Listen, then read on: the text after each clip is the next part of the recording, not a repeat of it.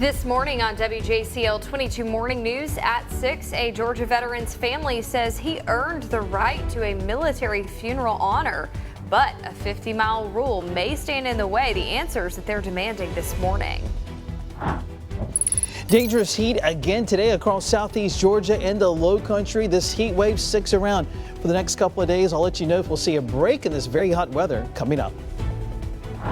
And a new feature film being shot on Tybee Island. We're live out on Tybee with what you need to know ahead of your morning commute.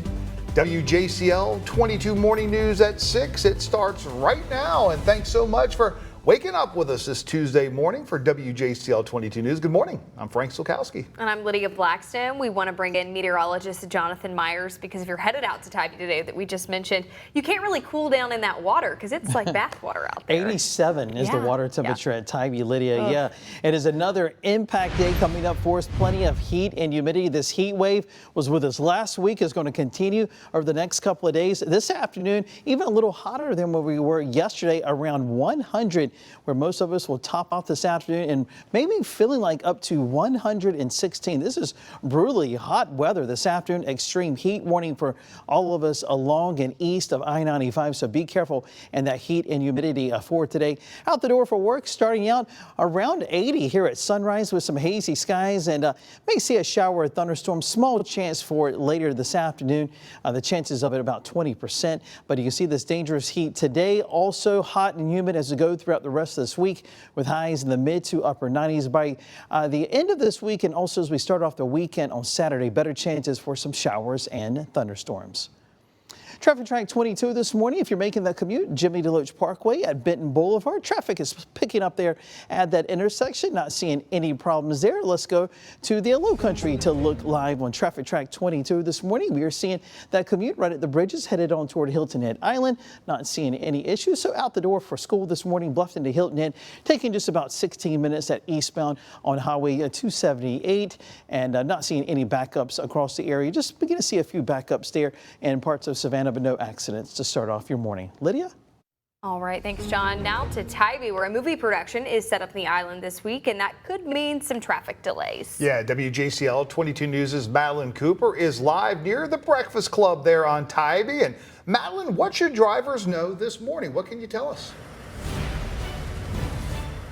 Yeah, well, good morning to you guys. As you can see, this is the Breakfast Club right here behind me. This is where production is going and crews are going to be set up today to film a new psychological thriller called Girl. And I also want to step out of your way here to show you all of the equipment set up just outside of the Breakfast Club. You can see all of these cones. So if you are heading this way today, know that there is going to be some traffic control. We also want to throw some video up here on your screen. This is from filming yesterday here at the Breakfast Club. And again, that filming going to continue today from 7 a.m. to 7 p.m. Now tomorrow, crews are actually going to move to the Sandcastle Inn while filming is also going to run from 7 a.m. to 7 p.m. The production will use Hotel Tybee and the Sandcastle Inn for parking. As for drivers, the biggest impact that you're going to see is along 15th Street from Highway 80 to Savannah East and West Boulevard, with traffic held for about 1 to 3 minutes at a time. You're still going to be able to get to your home and business during those hours. And there's also a Hollywood connection to this production. Girl is directed by Destry Allen Spielberg, the daughter of the famous filmmaker Steven Spielberg. Now, if you are a fan of Dance Moms, you can also be excited. The film star Maddie Ziegler will be a part of this cast. Again, production going to be running through tomorrow, expected to be off of the island by Friday. Back to you guys in the studio.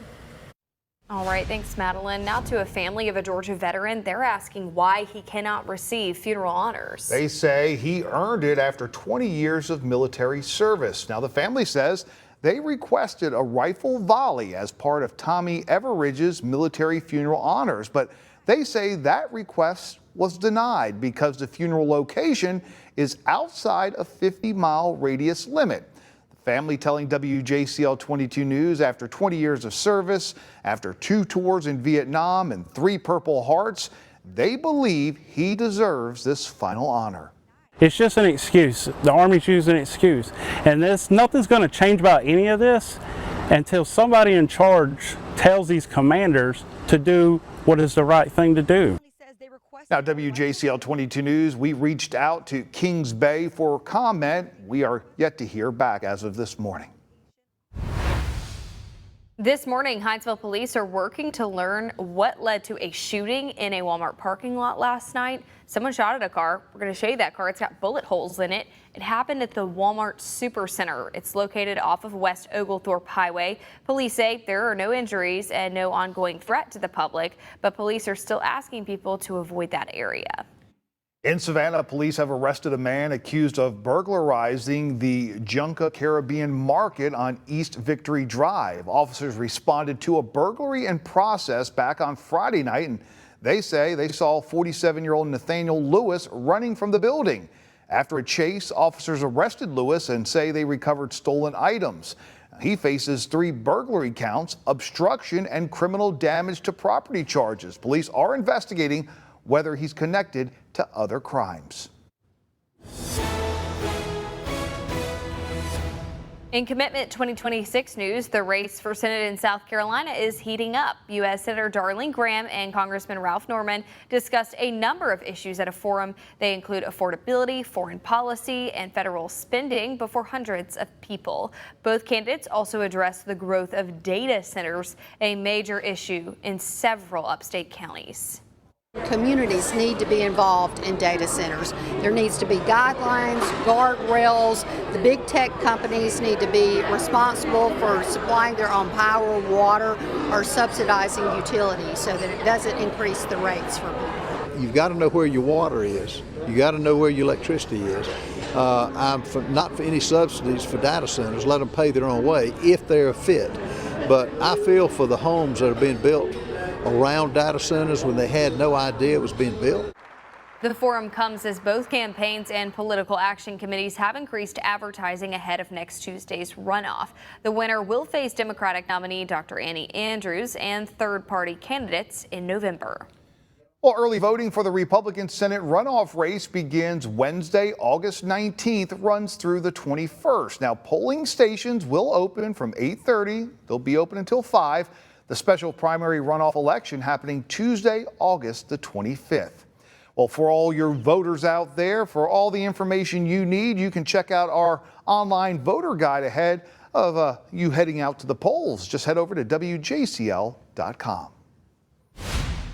Automated license plate readers or flock cameras, they're being used by police departments across the country to help solve crimes, but recent allegations of misuse are raising new privacy concerns. Yeah, now a website is giving drivers a way to find out if their plate has been searched by some law enforcement agencies. Alex Grondin explains how it all works. Every day you may be driving by a flock camera, which automatically reads your vehicle tag, but this website allows you to see if you've been flocked. Just enter your plate details, click search, and see if you've been flocked. Junior says you should search. Houston County District Attorney's Office, Houston County Sheriff's Office, Macon is on there. So yeah, I mean, most likely if your city is using flock, you can search, have I been flocked, search by these agencies and see what searches are being done. Junior says despite limits on data, you should file requests. People can still contribute when you're talking about audit logs from their local agency, which I think is important because those are, once again, like, it's the people's information. It's our open records. When Junior learned about the cameras, he became skeptical. He says the camera in his neighborhood was hacked. I can't convey how unsettling it was to know that these cameras were just being broadcast live for the 6 billion people who have internet access if someone knew how to access them. It was like a very unnerving feeling. So I started looking into the flock products in my area and how they were being used. Caleb Brendel says he wasn't informed on flock cameras, but after learning what they can do and hearing about the recent arrest of several Bibb County deputies, it concerns him. It's kind of scary the way technology is advancing so rapidly, and I'm definitely going to be looking into that website. Now, Flock announced new privacy measures just last week, including cutting its standard data retention period from 30 days down to 7. The company also says its system will automatically lock users out when potential misuse is flagged until a supervisor can review the activity.